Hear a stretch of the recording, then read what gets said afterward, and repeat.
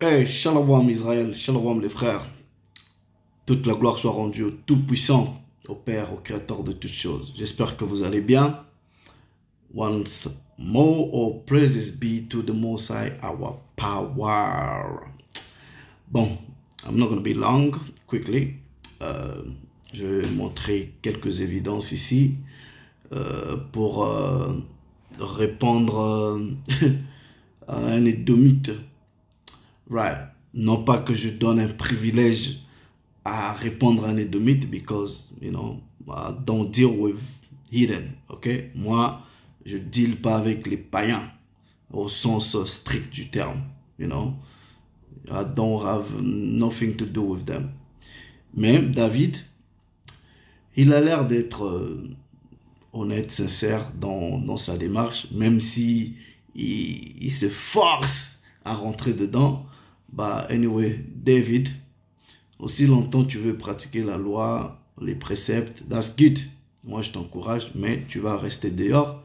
Et plaise au Tout-Puissant, si tu arrives à hériter du royaume, ben, tu pourras profiter des miettes qui vont tomber sur la table des rois. All praises, right? Donc, c'est ma prière pour toi. Aussi longtemps tu gardes cette impression, en tout cas que tu me donnes, d'être sincère. Alors, je ne te donne pas le privilège, okay, de te répondre à toi directement parce que tu es un édomite, right? Mais je réponds à ta question parce que ta question transporte l'âme même du christianisme, right?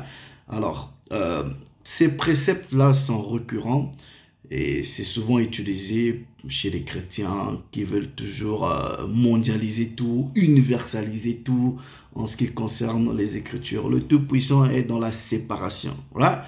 Il est dans la séparation, c'est un séparatiste. Voilà. Si vous, ça ne vous plaît pas, mais c'est toute la démonstration des Écritures. Voilà pourquoi moi, personnellement, je ne me mélange pas. Voilà. J'ai pas d'amis, amites, édomites ou whatever. Non. Tous les édomites, amites, même au niveau du travail, ça reste là-bas. Voilà. I don't carry stranger Eden within, around me. I don't do that. Right. Anyway, let's get into the scripture. Right. Vous voyez souvent... Bon, anyway, les édomites, vous savez que j'aime bien vous taquiner. I love that. Ok? I love that. I take pleasure.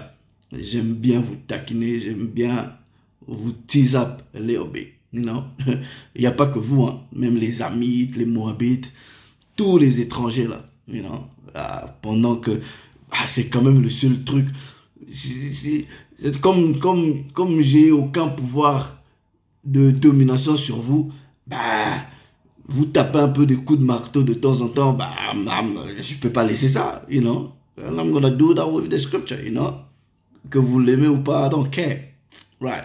Now, comme je dis, le frère, il vient avec, les versets, il y a ni femme, ni circoncis, ni incirconcis.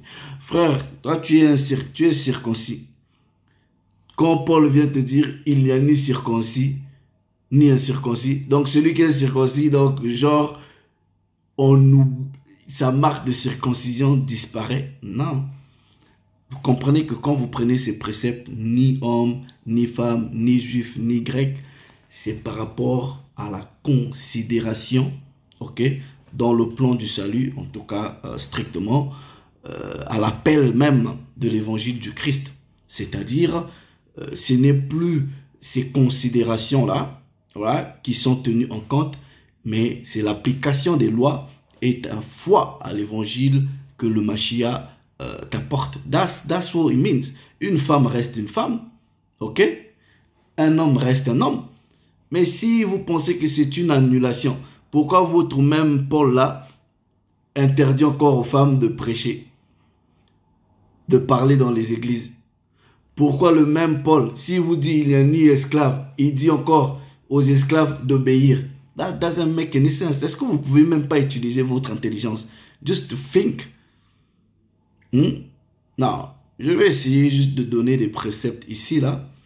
Just for you to, to understand. Mais je vais montrer quelque chose. Parce que, what I realize, la plupart de mon peuple, là, you know, ok, non only, plusieurs personnes sont des visual learners, c'est-à-dire, il y en a qui aiment, qui apprennent vite avec les images, ok? Voilà, I'm gonna show you something, bear with me. Vous voyez, les Écritures disent, il n'y a rien de nouveau. Voilà, ce qui est, ce qui sera. Vous voyez cette scène mythique là, voilà, de Kunta Kinte, ok? Now, let's play this and then you will understand. Be in the spirit, okay? Tu t'appelles Toby. Je veux te l'entendre dire. Tu t'appelles Toby. Tu vas apprendre à dire ton nom. Je veux te l'entendre dire. Quel est ton nom? Kunta Kinte.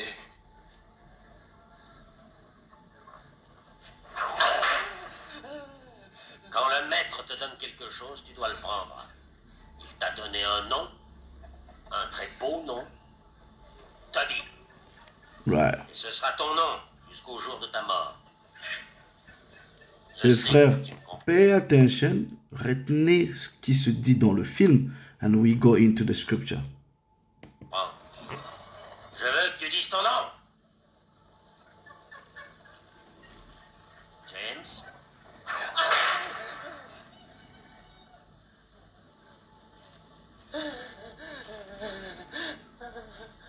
Je veux t'entendre dire comment tu t'appelles. Tu t'appelles Toby. Quel est ton nom? Kunta.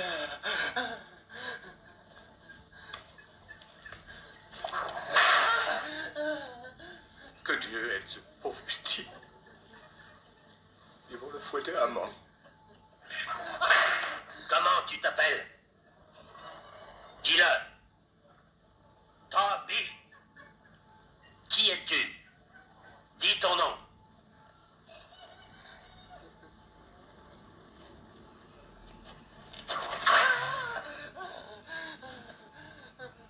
Comment tu t'appelles?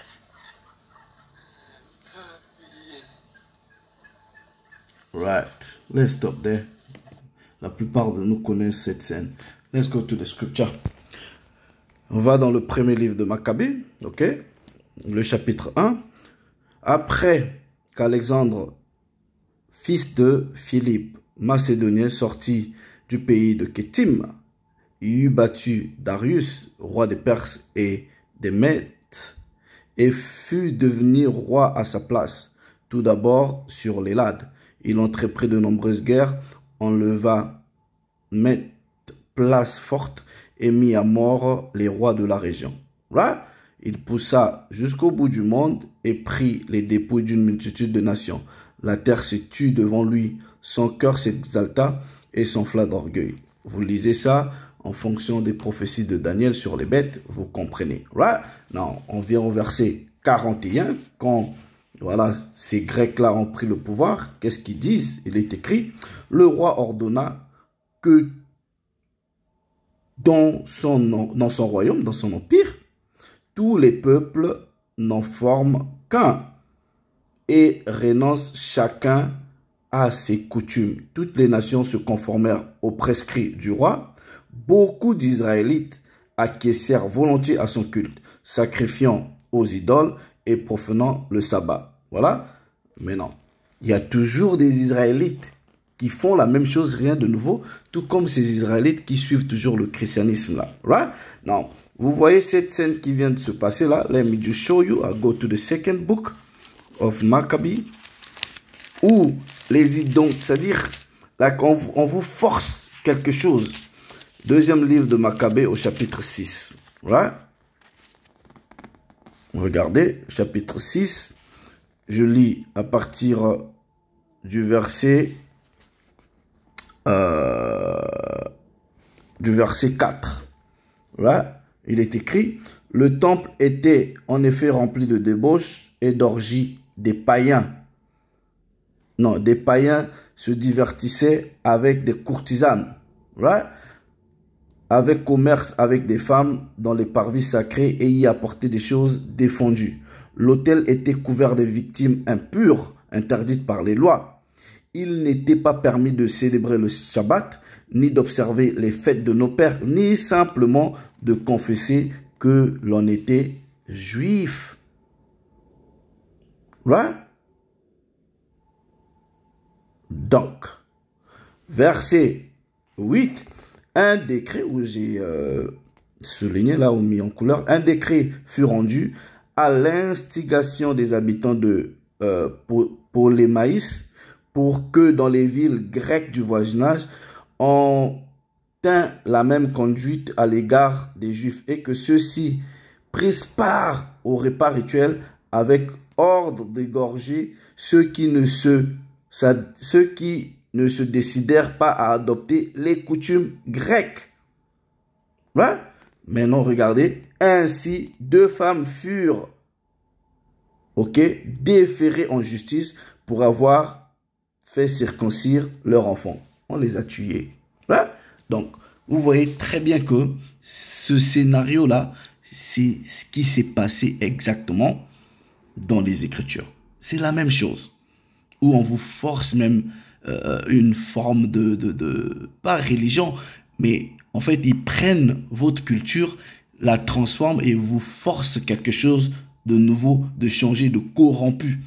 Ok? Et vous allez comprendre, même selon l'histoire, que les noms que les gens ont acquis, même dans les Écritures, ce sont les noms des Édomites, des étrangers. Right? It always be like that.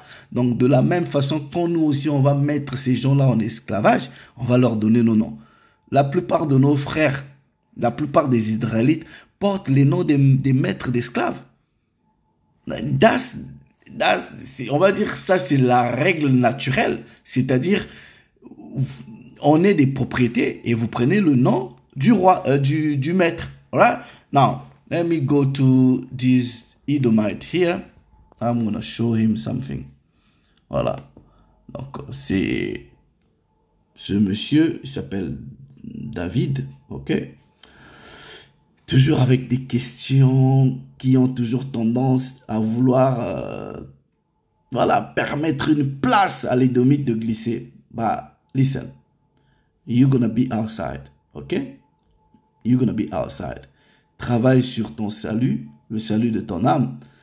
Que tu hérites du royaume plaise au très haut, mais sache que tu ne viendras pas au milieu de nous. Tu seras les gens du dehors. Right? Non. Il dit, et que veut dire barbare, étranger, I don't know, sit, oh, je sais pas en français comment on prononce ça, étranger. Est-ce encore des fils de Jacob dans la dispersion?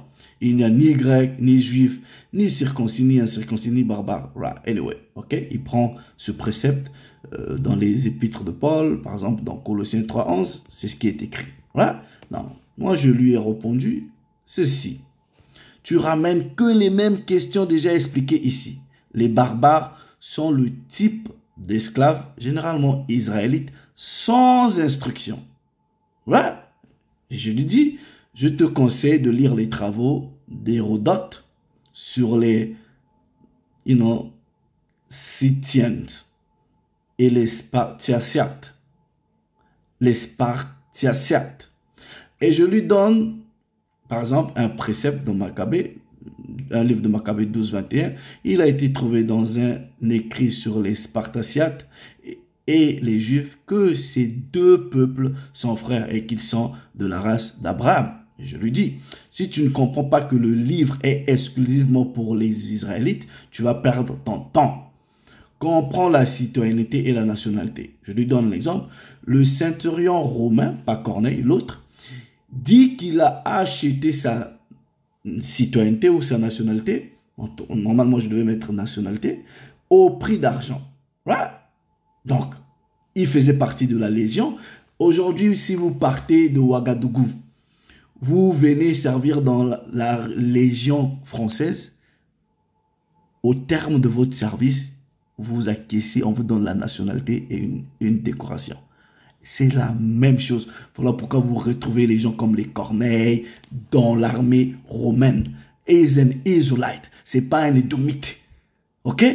Alors, et Paul lui dit qu'il a acquis la sienne, c'est-à-dire sa citoyenneté romaine, étant qu'un homme libre. Là, je lui dis, Frère, je ne vais plus répondre à ce genre de questions. Des vidéos de plus de 10 ans sont sur la chaîne. Tu n'as qu'à les chercher. Merci. But anyway, just for, you know what? I'm gonna respond to him. Maintenant, il répond, je vous remercie de votre instruction, mais je vous posais la question surtout sur l'homme et la femme. Listen, let me tell you something. L'homme restera toujours l'homme, la femme restera toujours la femme. Right? Non. Quand tu vas pour lire, par exemple, Barbarians, let me just show you something. Right? Let me show you something here. Okay. Who are the barbarians? I'll show you something.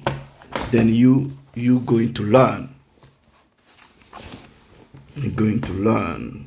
Right. Ici, je suis dans le Holman, le dictionnaire biblique illustré Holman. Ok? Je vais sur le Barbarian. Regardez ce que vos biblistes vous dites. Alright? Vous disent. Barbarian. Originellement, ça fait référence à un bégaiement. Ok? Or, à toute forme de son inintelligible.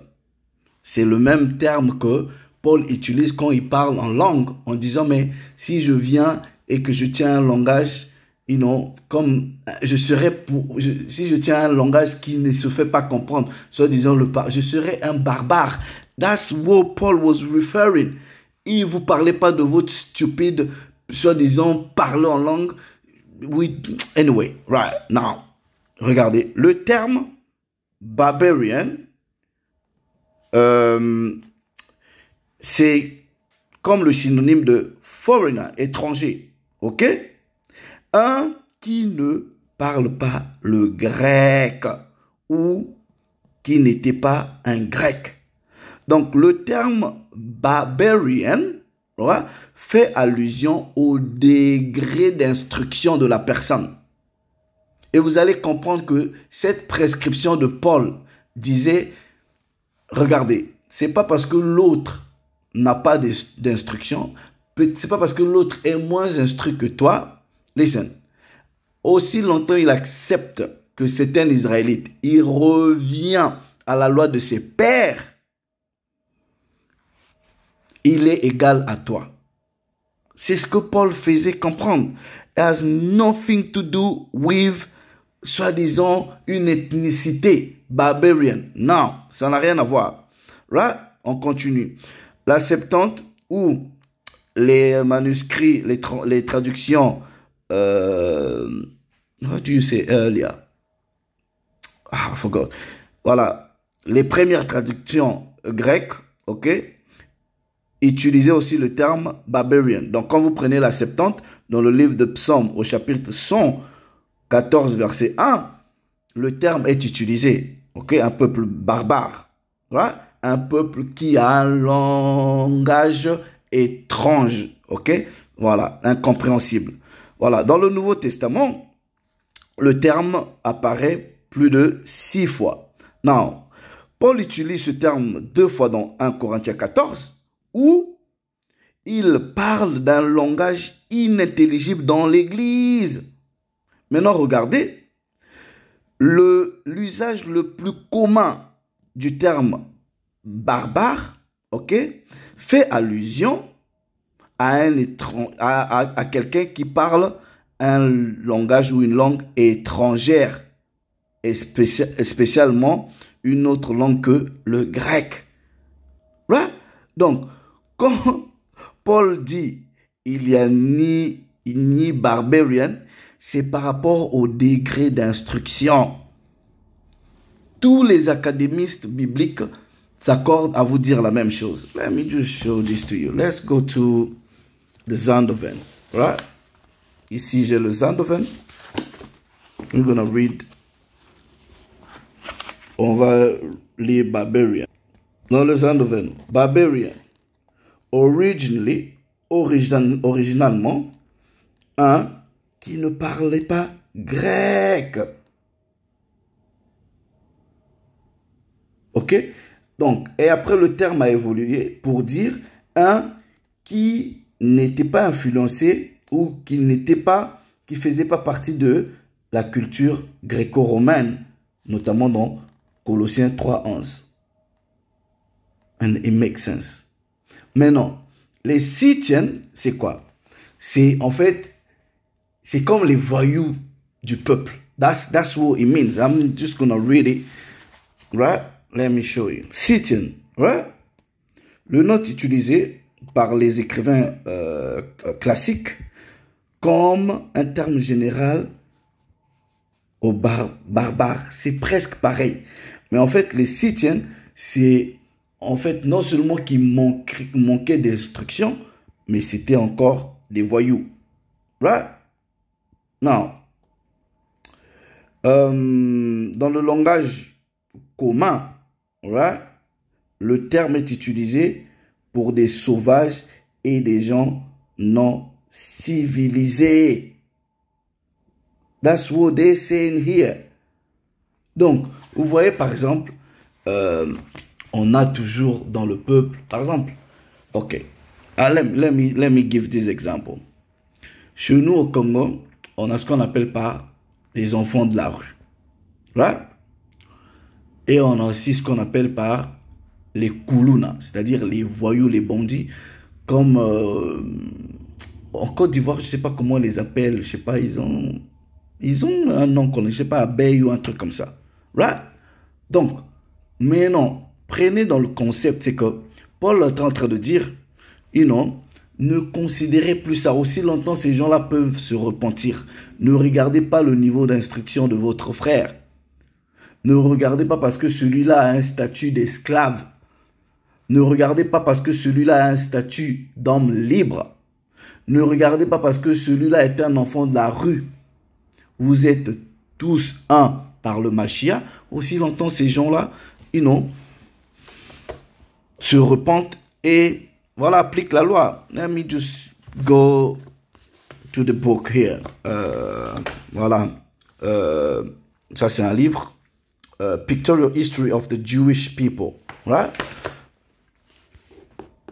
Jews devenus grecs. Les Juifs devenus grecs. Right? Non. Donc, quand vous comprenez, par exemple, les prophéties de Daniel, Daniel l'explique. Regardez. Non. Les chrétiens vont lire. Les Israélites sont passés. Il n'y a pas une possibilité que quelqu'un comprenne le Nouveau Testament, la captivité romaine, si vous ne comprenez pas une captivité intermédiaire à la captivité romaine, c'est-à-dire la captivité grecque. Or, la captivité grecque n'est pas dans votre Nouveau Testament, c'est dans le livre des Maccabées. Si là, vous comprenez comment les Israélites sont devenus grecs, il y en a qui sont devenus des païens, Gentiles. Right? Non. On vous dit ici, par exemple, right?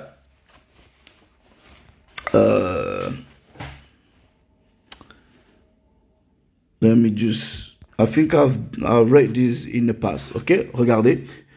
Ironiquement, ok? Aussi longtemps, d'autres peuples assimilés aussi à la culture et aux idées juives, voilà, les Juifs aussi, en retour, que ce soit ceux qui étaient dans la Judée ou dans d'autres pays, eux aussi rapidement s'assimilèrent à la culture grecque, ok? À l'exception des affaires religieuses.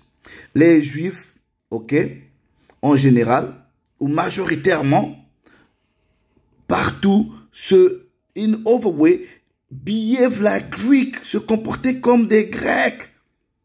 Là, maintenant, ils disent ici, regardez, pendant que les Juifs de Palestine priaient toujours en hébreu et parlaient araméen, là, en dehors de la Palestine ou en dehors de la Judée, tous les Juifs, en réalité les Israélites, avaient adopté le grec comme quoi? Comme langue.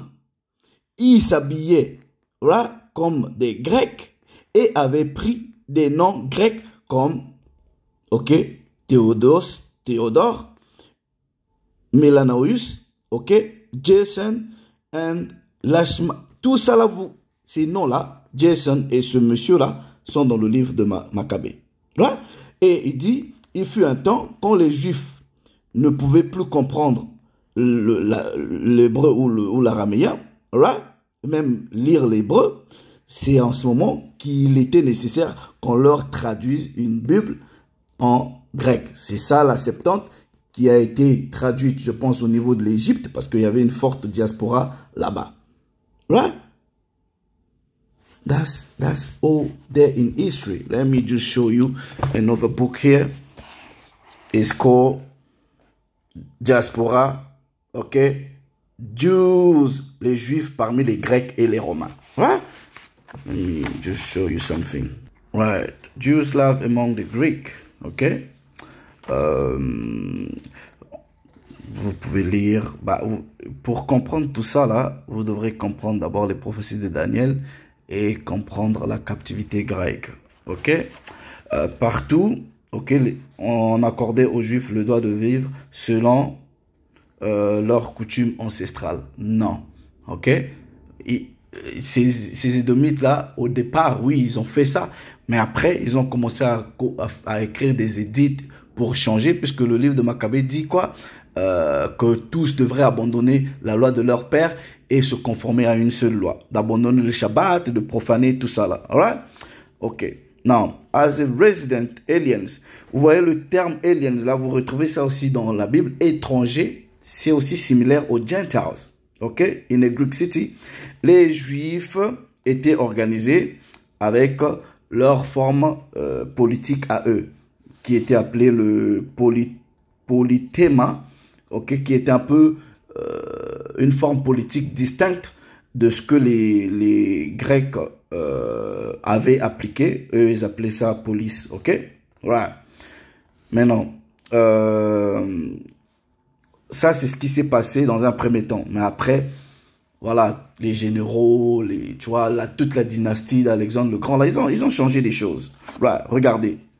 Mais l'hellénisation des Juifs, ok, a pris une envergure rapide, ok, en prenant notablement la forme de l'usage de quoi? Du grec comme langage, ok, des noms personnels grecs et les aspects de la loi hellénique. Voilà pourquoi, quand Paul arrive dans les contrées, dans la diaspora israélite chez les Grecs, il se confronte à des frères de sa race qui sont incirconcis, et les quelques-uns qui étaient circoncis ne voulaient pas mingle, ils ne voulaient pas se rassembler avec eux. Voilà pourquoi vous avez toujours ce dilemme-là entre, oui, voilà, nous, les circoncis, voilà pourquoi la circoncision, c'est celle du cœur. Paul, he was dealing with that. Donc, certains frères s'orgueillissaient d'avoir gardé les marques de la loi contre les frères qui n'avaient pas ces marques-là. Donc, quand il dit il n'y a plus de barbares, il y a plus, donc ne considérez plus ces gens-là par rapport à leur statut social dans le plan du salut. C'est pas parce que quelqu'un est moins instruit, il reste un Israélite.